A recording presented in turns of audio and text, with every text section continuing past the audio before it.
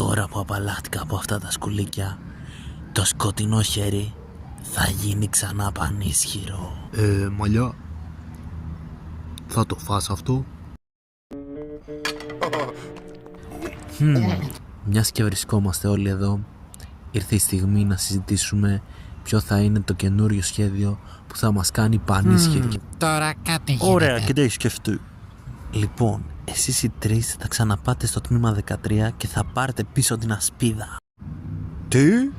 Πάλι? Επίσης, τώρα που το λέμε, έχει και ένα μικρό ρίσκο. Άσε που δεν ασχολούμαστε με δουλειές που έχουμε αποτύχει μια φορά.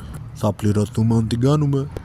Μα και βέβαια, δεν χρειάζεται να ανησυχείτε. Ό,τι δουλειά και να σας έχω δώσει πληρώνεστε. Ξέρετε πόσο καλός είμαι.